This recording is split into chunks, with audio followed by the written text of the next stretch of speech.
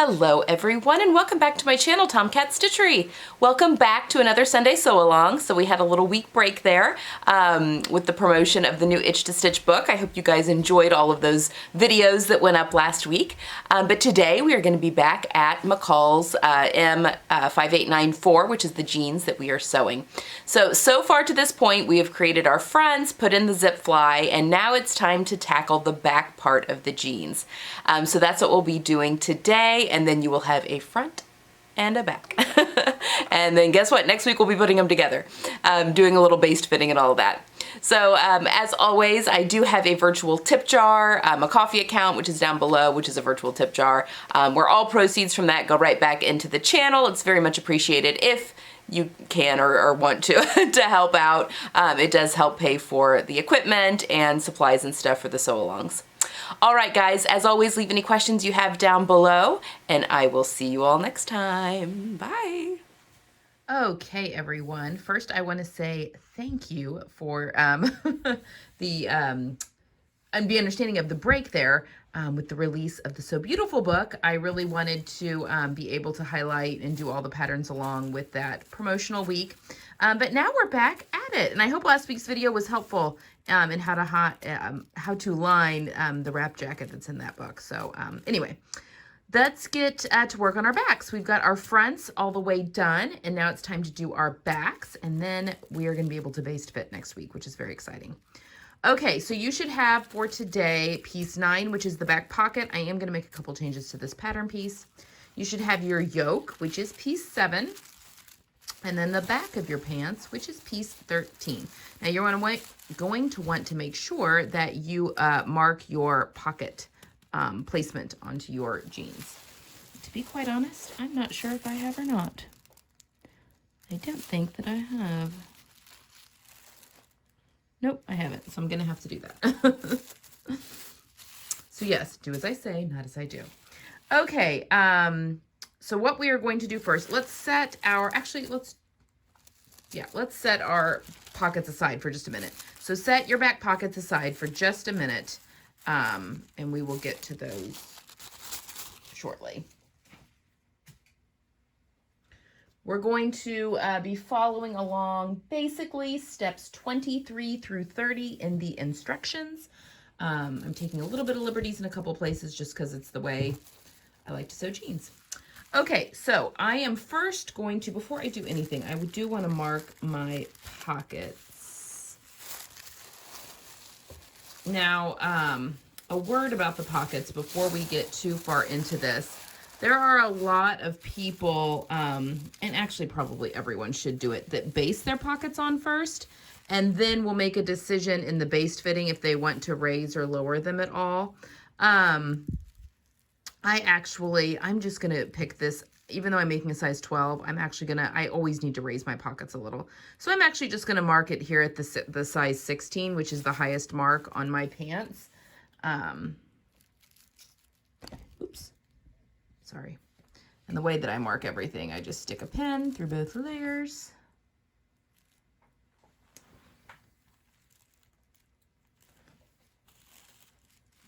Make sure that that is all nice and lined up.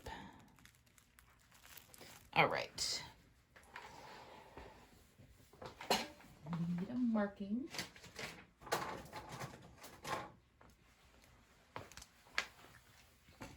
Now you can mark on the right side if you want, because that is ultimately where the pockets get placed. Kind of depends, or you can do it on the back side and then just use pins. It's up to you, but I'm just marking right where those pins go through.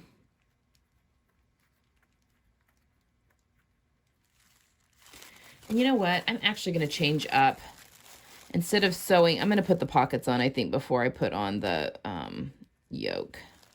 I've just changed my mind, only because I'm afraid I'm going to lose my marks because I'm using a heat-sensitive pin. And it doesn't really, it really doesn't matter which one you do first. All right, so put your yoke. I've just changed my mind. my channel, my prerogative. Okay, so put your yoke aside, which is piece 7. Put that aside for a minute. We're going to do the back pockets first, just so I don't lose my pen, my markings. Okay, so let's talk about this really quickly. So the way that the instructions want you to do it, they want you to fold over your top, you know, the amount, and then fold it under. So it's basically, you know, fold and then fold, you know, like your typical hem, and then top stitch. And then it wants you to do the same thing on the side. See, there's a huge, you know, this is the top stitching line. There's a huge seam allowance here because it's wanting you to do the same thing. It's wanting you to, you know, fold and then fold. And then it's recommending that you actually do a mitered corner down here at the bottom. That's just a little more intricate than I really want to get. And honestly, I've taken apart a lot of thrifted pairs of jeans, and usually, I mean, I can't even think of a thrifted pair of jeans that I've taken apart that have had the inside of the pockets finished off like that. All of them literally just, I mean, the top part of the pocket will usually be folded and then top stitched like so, but the sides are usually just folded in once, and then they're kind of frayed a little bit on the inside. But because they get top stitched down, it keeps the raveling to a minimum. So it's kind of just like whatever you really want to do. I think I'm just going to hit mine with a serger. And when I hit it with the serger, I'm going to cut off some of this excess because I don't need all of that. So I think I'm going to cut off about 3/8 of an inch. So yeah, I'll just have my blade kind of cut off a little bit. And I'm only cutting off this side, this side, this side, and this side. Because the top is going to get folded over twice, so we don't really have to worry about that. So I'm really going to go over, and I'm going to serge those sides. I'll take you with me so you can see how much I'm cutting off. Although, you know, these pockets, I kind of like a little bit bigger pocket on my rump, which this would be a smaller pocket. I don't know, maybe I won't cut off anything. Maybe I'll just serge it and then just have a little bit bigger pocket, because I do prefer a little bit bigger pocket on my rear end. I just think it's more flattering. Yeah, let's go finish this off real quick. All right, so again, I'm gonna leave the top alone. And after I've done a lot of back and forth, I think I wanna leave the pocket the size it is. I just kind of like that larger pocket. So I'm just gonna run my serger along the, let's see how many sides is that? 1, 2, 3, 4, the 4 other sides, not the top side.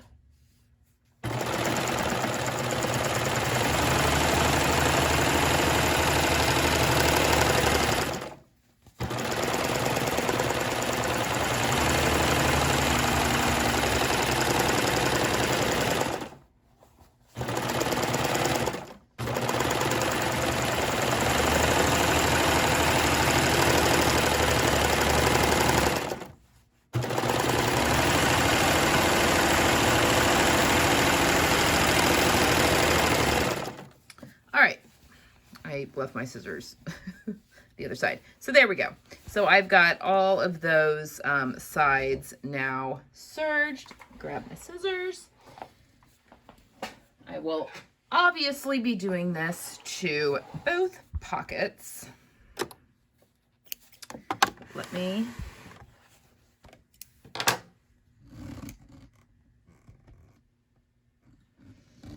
okay. All right. So just gonna trim off my tails here. This will just help it from unraveling on the inside.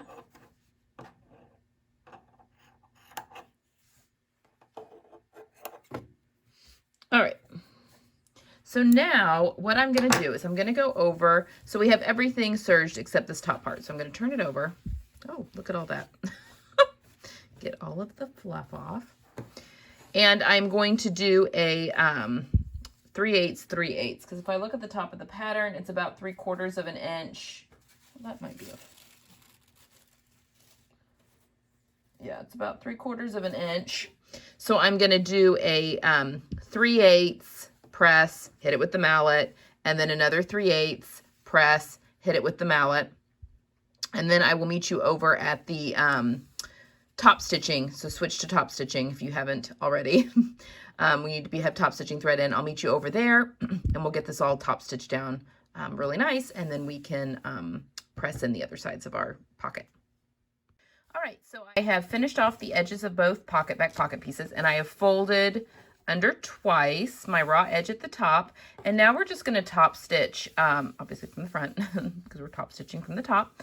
I can feel the ridge of where that is. Obviously you want a straight line. We're going to do 2 lines of top stitching. Again, you can do as many as you want. This is where we can get creative. And I will talk more about that in just a second. So let's top stitch the tops of our pockets first, and then we can go from there.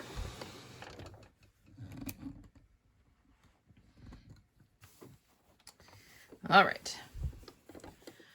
Once again, I have top stitching thread in the top, which is, I have a Gutermann Mara 30 actually. It's a jeans cotton thread. And then I've got my regular Gutermann Mara 100 in the bottom, in the bobbin. Get that all. And I'm using a stitch length for my top stitching of 3.5. For my regular sewing, I'm using a stitch length of 2.5.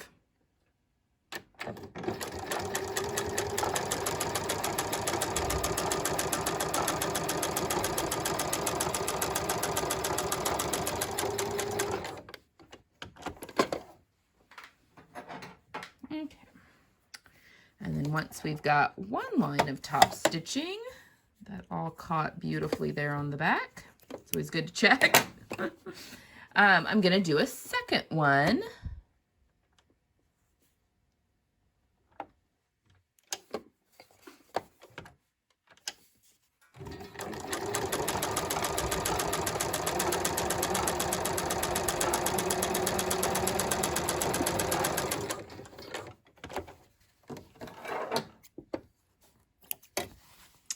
Okay, and again, you can do your top stitching. You can use a decorative stitch if you want. It's really whatever you want. These are your jeans.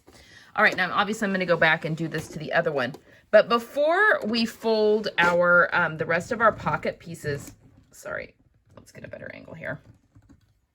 Before we go and sew and press this in, like we will, I probably won't press that much in. I do like a 5/8 probably.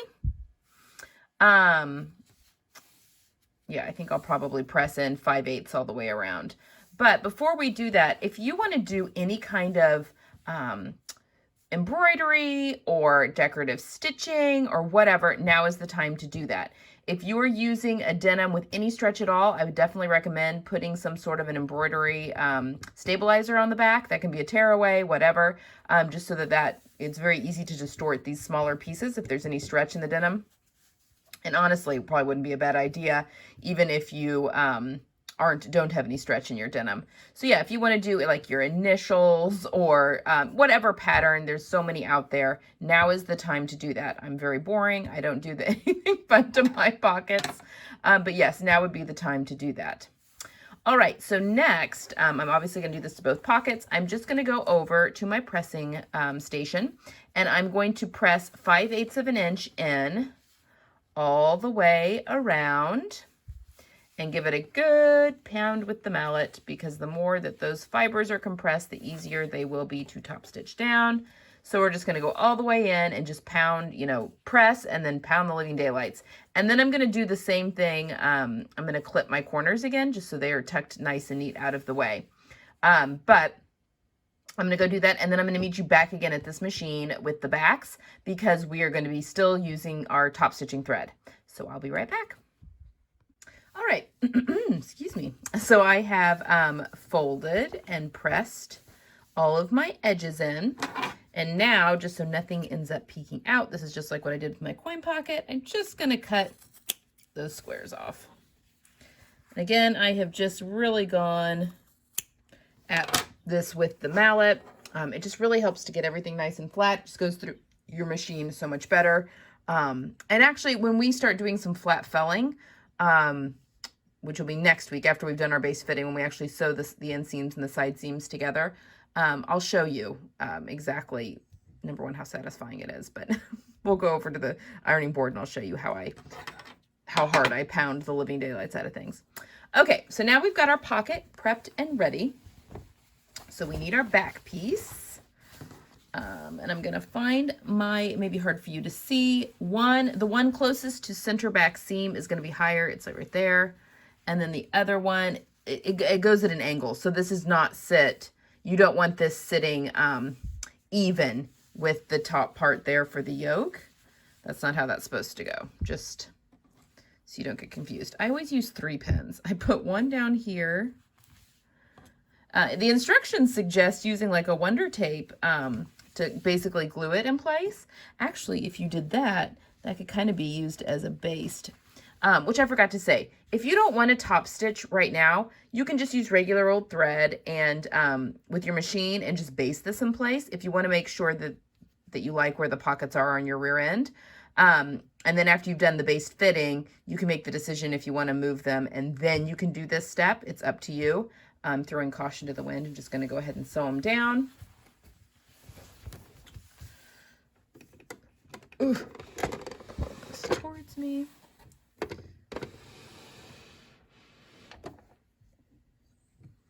All right. So if you remember how we did our coin pocket, I like to do this the same way.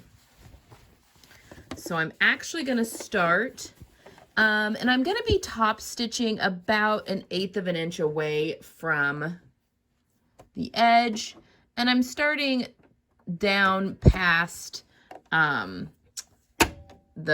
hem there at the top part of the pocket.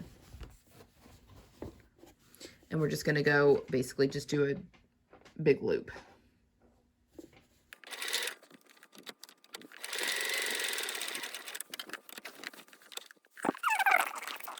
Again, the hand crank is your friend. Turn that hand wheel if you need to.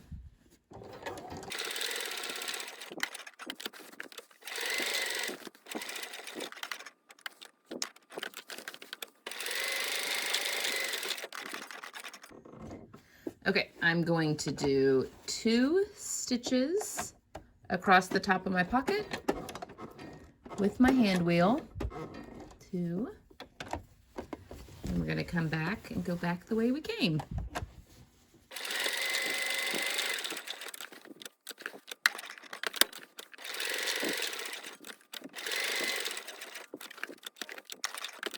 So as I'm coming back up around the horn on this, I'm going to clip, because I've not back stitched or anything with my thread for this top stitching, so I'm just going to clip those excess threads so they don't get all tangled when I sew over them here in a minute.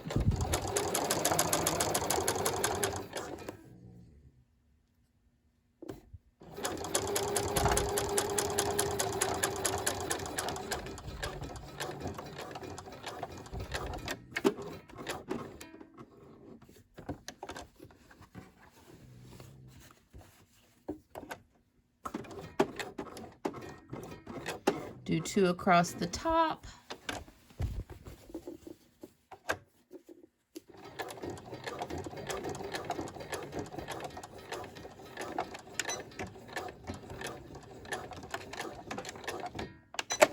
And then I do back stitch after I sew over where I've started, and then I do back stitch there. Okay, so there we have a top stitch on pocket. Now, this side that is closest to the outseam is where I like to stick my rivets. You could put rivets in both ends. I always just put one on the outside because that's what gets the most wear. If you think about the way when your hands go into your back pockets, if they tend to pull on this side more than they do the center back side. But again, that's up to you, and we'll get to that at the end. But yeah, so if you have not, you could base this on and then do this step next time when we sew everything together, or you can go ahead and do this step now. It's kind of up to you, but you've got back pockets on. Okay, we're going to switch back over to regular thread, but just for one step, and then we go back to the top stitching. I know it's super annoying how much we go back and forth, but let's get these yokes sewn on. Okay, so now we need our yoke pieces. Now you should have a notch in one of your yoke pieces. Mine is right here. That is going to correspond with a notch at the top of these pants because the yokes can get confusing. But you need to make sure they're on right way around because there's technically a dart that is sewn into the shaping of this seam here for the yoke. As a hint, the fatter end goes towards the center back and the skinnier end goes towards the side seam, just to kind of, the notches should help, but that is the rule of thumb. So we are just going to sew this 5/8 of an inch.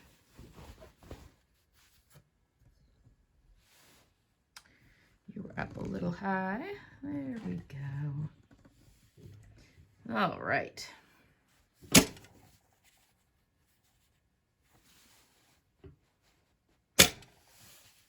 Again, I'm using a 2.5 inch seam allowance or stitch length on for regular sewing.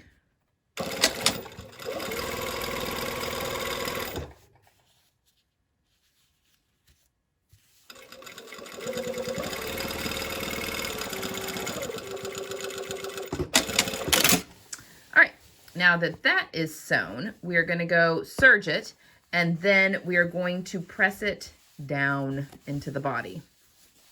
Okay?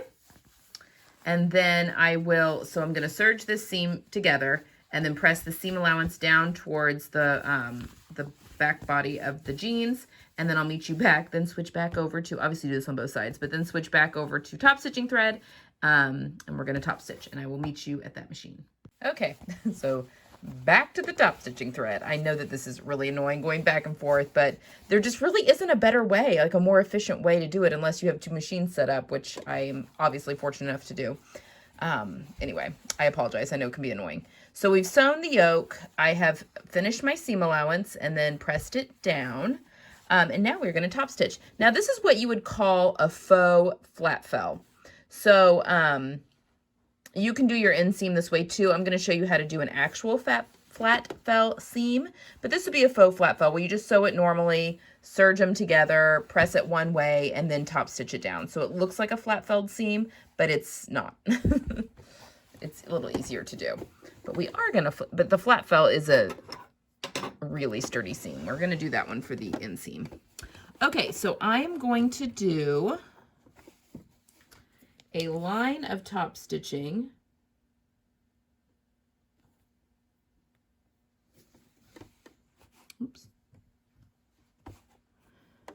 about 1/8 of an inch away from my seam line.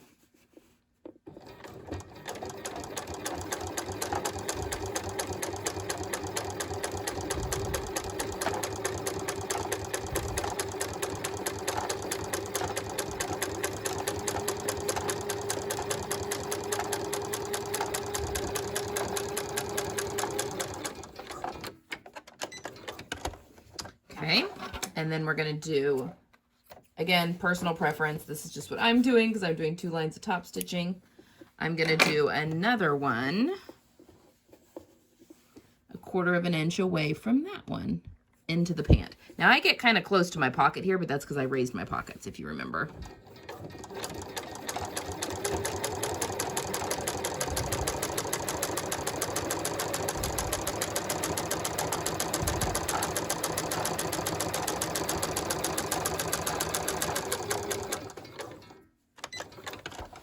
Okay.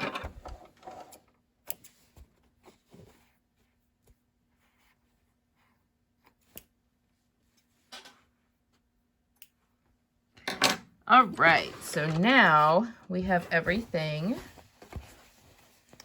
done. So now we're ready to sew our backs together. Okay, so let's go back over to the other machine. You got to switch back to regular thread, and then we'll go back to top stitching thread one more time today. So I'll meet you back at the other machine. All right, let's get these babies sewn together. So right sides together, we are going to sew our backs together at the center back seam. Now the instructions have you stopping, I think, in order to make some crotch adjustments. But I mean, we're basting anyway, so I'm going to go ahead and finish mine off. So anyway, what you're going to want to make sure is that your lines of top stitching that are in here match up pretty perfectly. And this is a lot of bulk. And before we top stitch, I am going to hammer the living daylights out of it, and I'll take you to the ironing board and show you how I do that. So I like to put a pin on either side of that join, just to keep everything really together. All right.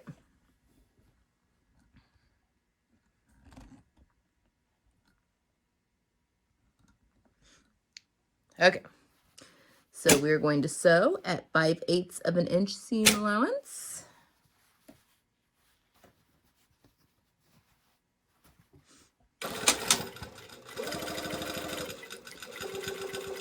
I also leave my pins in here because I want that to stay, so I just go slow.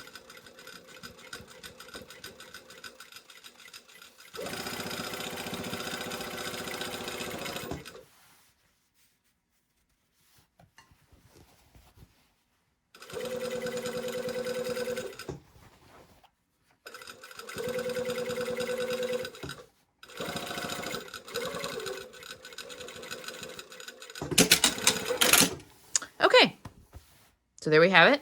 Now I am going to go and serge this seam. I'm going to pull my pins out. You do want to check and make sure that that join is pretty spot on. Look at that. That's why we do that. Now you'll notice my seam, there is a little jog in the seam. I'm not nearly as worried about that as I am my top stitching lines. My top stitching lines clearly stand out more than that seam. So that's what I wanted to be spot on. So I'm very happy with that. Okay, so we're gonna go in serge and then we're gonna press everything to the left. So the left when worn, which actually be pressing it to the right because the left when worn is this side. But I'll take you over and show you because we're going to really hit this spot right here because there's so much bulk right there with the mallet. So I will meet you back over at the ironing table. Okay, so I've got my jeans here. And what I'm going to do, again, we're pressing our seam allowance over to the left when worn, which is actually to the right when you have everything flipped upside down because we're working with the back. Okay, and I'm going to hit it with steam. And then take your mallet, your rubber hammer mallet, whatever, and we're just going to hit that join.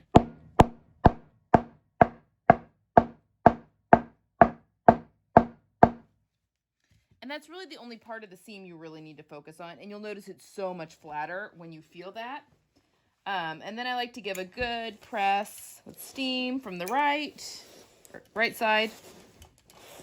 Okay, and that's it. Now we're ready to do our top stitching on this side of the jeans. Okay, guys, this is our last step for today. All right, so our seam allowances are all going to this is the left-hand side when worn, which is what we want. I'm going to just do 2 lines of top stitching. First one, again, about 1/8 of away from that seam line.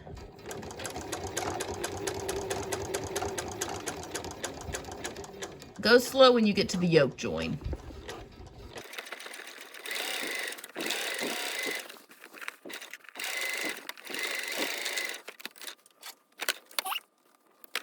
And then we are going to do a second line of top stitching,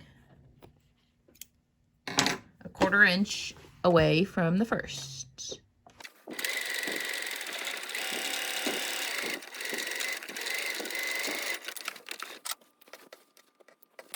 Alrighty. And there we have it. Helps me in frame. All right, our backs are finished. All right, guys, so now our fronts are finished and our backs are finished. I will be back next week and we'll baste them. Actually, we're going to sew the waistband and then we're going to baste everything together so we can do a try on before we sew everything together. And we'll sew all the parts together next week as well. All right, guys, hope you, questions down below if you've got any. I hope you have a good rest of your Sunday and I'll see you guys next week. Bye.